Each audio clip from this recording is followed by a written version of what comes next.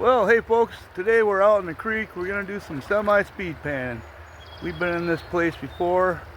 The reason I only brought the pan is because it's just been raining and raining. I thought the creek might be too high to get across, which it might be, to do some sluicing, because we got to set the sluice upstream there in the riffles. But I thought it'd be way higher because it's just been raining and raining and raining forever, it seems like. But we finally got a break in the weather. It's going to rain again this afternoon, so just going to do some semi-speed panning in this area. We've been here before. We're going to work all over these gravels.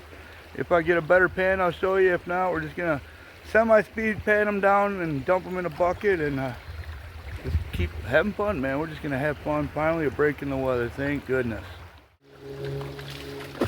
Now you might wonder what semi-speed panning is. Probably a lot of you heard of speed panning, and semi-speed panning is just that. We're not gonna hurry up and pan it down to just the heavies and then dump it in the bucket, or hurry it down to just the heavies and add more material and pan that on top of there. I don't really care for doing that anyway, but semi-speed panning, we're gonna take it all the way down to the heavies and we're gonna look at it. We're gonna pull it back and look at it kind of quick and just see if there's any gold. Now we know that there was gold in here before, but we've worked this area pretty good, so we just want to find out if there's any more. We left any more gold, and if there's a pastry kind of continuing up in here. And I can see a kind of little channel in the back there when the water is really high and it's moving that gold. So maybe we'll take a couple pans in there, but we're gonna semi-speed pan today. And if we get into an area where we're getting gold in every pan, that's when we'll just speed pan, just dump it in the bucket.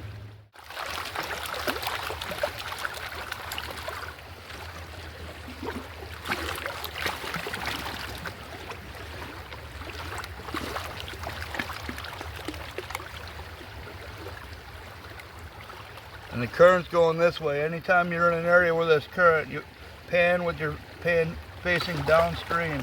If not, the currents will come in from upstream and wash the material, and it could blow your gold right out.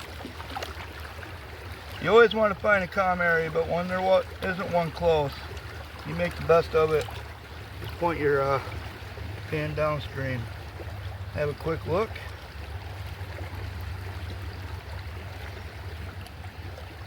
I don't see nothing there. Nothing. Let's get another one. Okay, third pan. I kind of moved up the bank a little bit, and we got a pretty good flake right there. Can you see that? Nice little flake. And I saw another speck here. That was just pulling it back kind of quick. I'm not going to pull it back anymore. We'll dump it in the bucket, and now I'll just speed pan in the area where I got that flake. So let me show you where we pulled that out of. Okay. Let me show you where I got that pan from.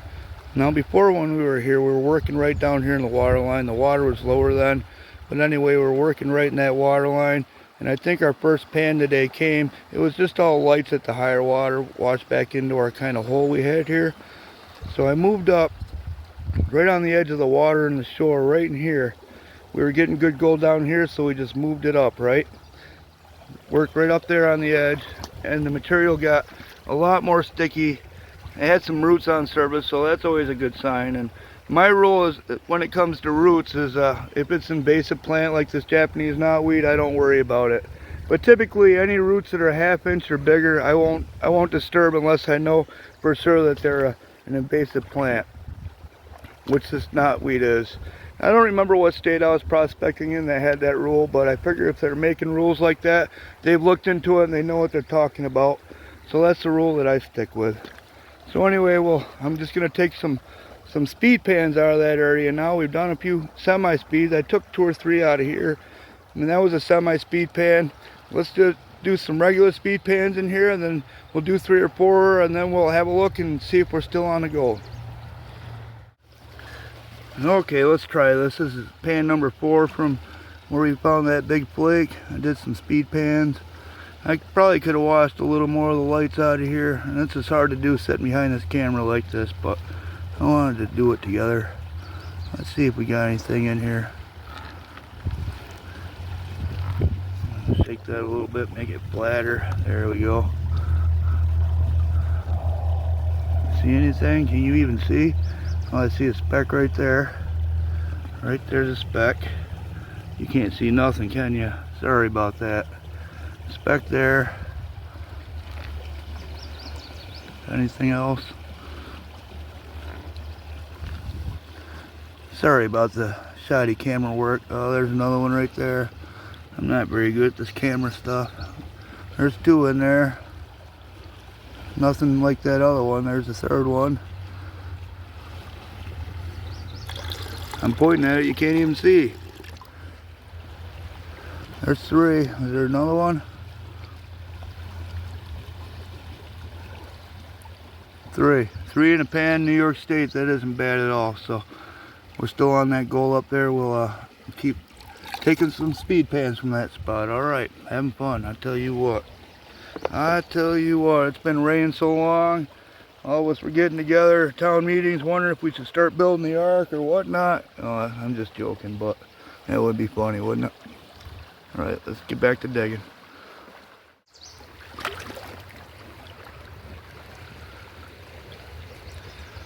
All right, I just wanted to give a little tip here for the folks that are getting into panning or new to prospecting. Well, the first thing is you pull out the bigger rocks that you see there, but when you're classifying while panning, you always want your classifier to be at least a little bit underwater. That enables all the material in your pan to become fluid, and it's much more efficient and safe rather than if you had it up on shore like here and you just had enough water filling up to the bottom of that pan. The top material in your classifier isn't able to become fluid, and the heavies can't fall through there as good. Now the next tip is the way I do it, and you don't have to do it this way, but I use my fingers and my thumbs to hold on to the classifier, and these fingers here go down and they enable me to feel the pan, because your pan being plastic, if it doesn't have any weight in it, it likes to float away on you, right? So I use these fingers to feel the pan and these to classify. So even in muddy water, I know my pan is still down there. I give it a few shakes, give it a 90-degree turn, a few more shakes, and at this point, the material in your pan is fell down through your classifier, right? And now it's on the pan and it's added up and added up. So now your classifier is sitting too high for your fingers to feel your pan. That's okay, because all that material that's in your pan is enough weight to hold your pan down. So at that point, you don't got to feel your pan anymore unless you're in very turbulent water, which I don't recommend panning in turbulent water. Got some clay there. Squish that up. Make sure all that clay is broke up there. And that's just a tip. Okay, let me get my legs around this camera here, try to film this. I got this pan right here. We've done, I don't know, 5, 6, maybe 7 pans. I've taken a quick look now and then. We're still getting a little bit to go. Let's look at this one. This one we kind of moved upstream a little bit, right in the same material. Let's have a look and see what it looks like. Try to do this on camera.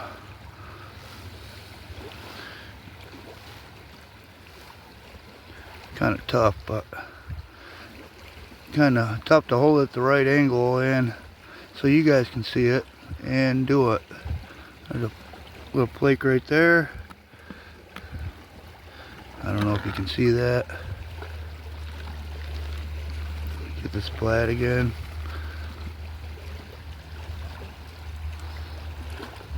There's another one right there. Oh, just buried it. There's a little baby one next to it. It's right there. It's not a bad little flake. Roll her back some more. See another flake showing up.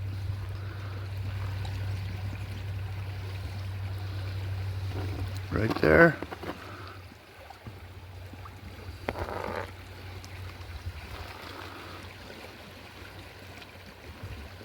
There's another one. So we got 4 or 5 in that pan. That's pretty good. Let's keep going upstream on that little deposit right there. And actually, before you do that, I'm going to take a couple pans up on the back side of those weeds. I'll show you here in just a second. Nice little bits of gold though. Okay, that last one I got right in that hole. I moved all this debris back. That's all getting held in here by this stick right here. These sticks are holding it in there. So that was a little better pan, but let's go right back behind it. It looks like some of the water is able to discharge up over this bank during very high floods, and it looks like it might wash back down here because there's another divot right there. So I'm not sure what's really going on here unless the water's spilling up when it's really high and meeting this down here and causing that bowl right there and bigger channel. We'll take one right in here, then maybe one in here. We'll just poke around in here a little bit and see if we come up with anything. And then we'll come back down here and take a few more pans in here just to get a little collection of gold for ourselves. Okay, I took a pan from right down in that hole right there. We got 3 little specks, little teeny tiny things I won't be able to show you. But that shows me that the gold is continuing up through there on this gravel bar. Now if you remember one of my past videos, we took a pan or two right up in there and there was no gold. The gold wasn't starting until we got down here. And if I step out a little bit, you can probably see the gravel's underwater here. Well, that deposit actually comes right around like that, where the gravel is more humped up than the rest of the creek. So that's a deposit in there. And the reason I think that is, I don't know if I explained it on the last one, but you see that bank way up there? See it? That comes all the way around, circles right around and right down to this tree, right? When the water is super high and it's got enough velocity to move that gold around, dislodge it and move it, the creek is actually up over that bank flowing out into that farm field. But the majority of the heavy material like the gold isn't going to make its way up over that bank to say. So it's just going to hammer into that bank all the way down through here until it gets to this old tree right here, and then it can blow out and the slack water just balls behind this tree and it pulls all this material right up in here, if that makes sense. All that slack water just comes right down. The majority of the flow just continues down the creek. Even though the water's up here, the main flow is still carrying down through here and pushing against that bank over there.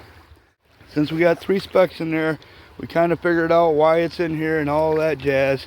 Let's take another one up in here and then a couple in here, like I said before, and just see how big this little deposit is. Okay, I took another pan I took one from right there. Our first one was down there. 3 little specks right there. Just a little bit of black sand, no gold. We came down here. A little bit more black sand, 3 specks of gold. Just got a pan out of there. This one we didn't go too deep, but on this one it's kind of down to a clayish kind of layer here. I don't know if you can tell there, but that's really sticky. It looks like it might have a lot of organics in it. Let's pan this baby out and see what it looks like. Bits of rust in there.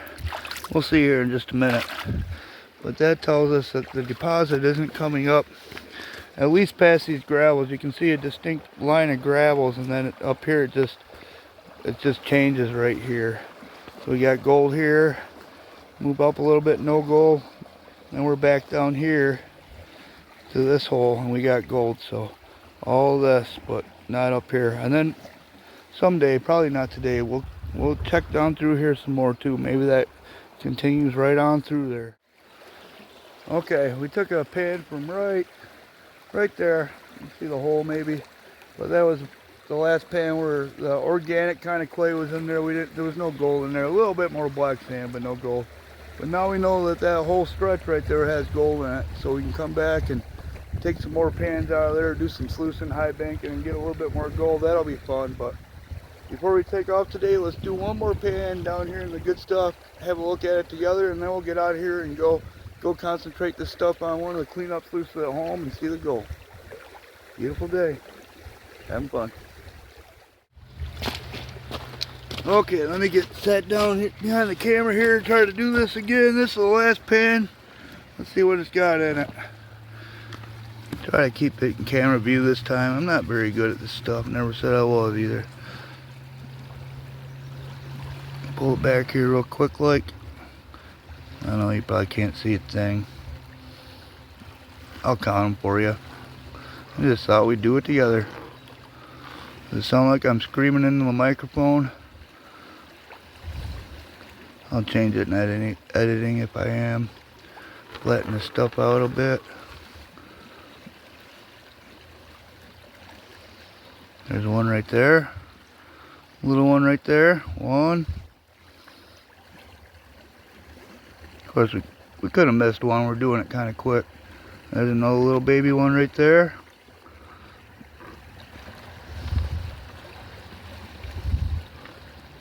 That's two in that pan. I think we probably got at least two in every pan, so I don't know how many pans we did all together. I'll get this in the bucket.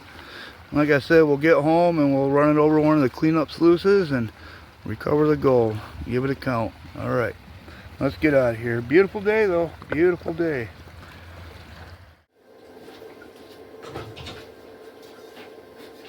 Okay, we've made it home. Got all of our concentrates in the bucket. I did bring that fossil home too. We're going to let that dry and then take a look at it. But we're going to do a couple different classifications. We're going to do our kitchen strainer and then this wee bitty one there. I don't know what size that is, but give me a few minutes to do that. Then we'll run it over FDW's machine there. I already got it going to get all the air bubbles out of it. And still got to adjust it a little bit, make sure it's level, but we'll do that. And give me a minute to do this and then we'll start running that. Okay, we didn't have many bigs here.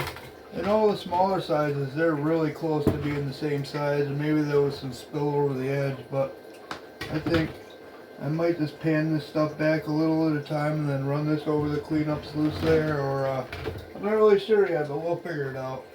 But yeah, I'm going to start feeding some stuff through there anyway and see what we get for gold. Alright, having fun.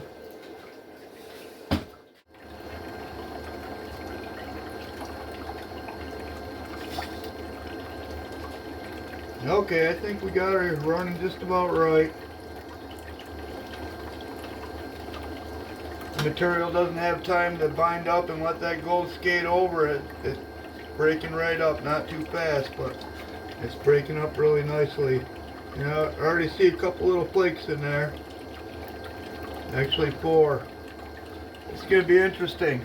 We don't really know how much gold we got, so it's going to be a nice little surprise at the end. But I'll just keep feeding this, nice and slow like. Once in a while I'll let it sit and go off and do something else for a minute and come back and give it a spoon or two.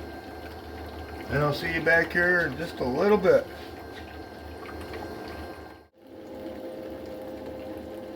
Okay, I got the first little pan all empty here. That was the very smalls. And then we got the mediums, which are still pretty small. And I just put a scoop up from that pan in, and there's that bigger flake. That might not be the one that we saw in there. Cross your fingers that it isn't. And then that'll mean that we got another bigger one. But you see a couple more specks in there. That was from the first pan. So yeah, I'm gonna run all this through, and then we'll have a look at it. And in the meantime, I went out metal detecting with my nephew and his grandmother. And their metal detectors aren't really the greatest machines, but they like doing it. And first signal I got for them, my nephew dug it up. It was a nice old large cent. I didn't find out what the date is yet. And then his grandmother, I found another target and had her dig that up. It was an 1899 dime, so that was a pretty fun day. I also got an Indian head penny and a plaid button that day. But here's a couple pictures of that while I keep feeding this.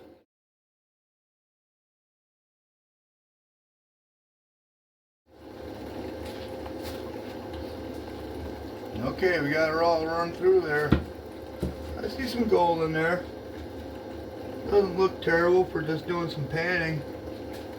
I'm going to bring it down, we'll have a closer look. Okay, let's zoom it in.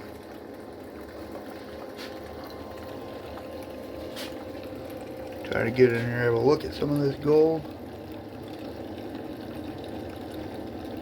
There's that bigger one. One over toward the other side. Use a magnifying glass.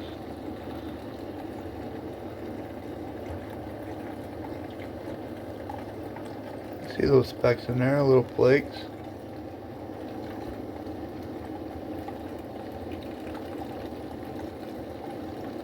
Alright, let her clean out here for a minute and then we'll have a look at it. Okay, I got that light up above turned off. Cut some of that glare. I got it all pretty much cleaned up. I missed a couple specks, but that's okay. Let me zoom in here a little bit. I counted 50 pieces. Counting the very tiny, minuscule ones. There's 50 in there. Some of those little silver ones are actually gold. The camera makes it look silver though. 50 pieces. That's not too bad. Not bad at all considering we were just panning, huh? Not too bad.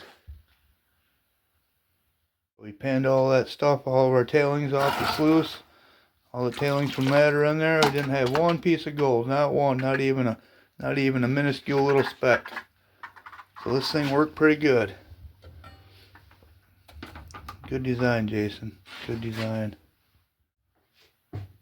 Well, there you have it, folks. I had a lot of fun. Hopefully you did too. We got about 50 more little pieces to add to the New York pile. A little minuscule New York pile. But hey, that was a lot of fun. I'm glad you came along, kept me company, gave me somebody to talk to other than myself. And yeah, we just went out there and did some semi-speed panning at first, checking every pan to see what we had in there so we could concentrate on exactly where that gold is. Once we figured it out, kind of, we just started speed panning and dumping it in the bucket so we weren't wasting no time.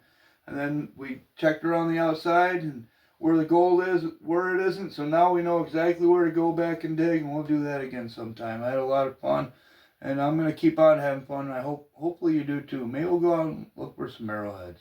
Maybe that's what we'll do next. Not sure. Don't quote me on that, but I'll see you on the next one.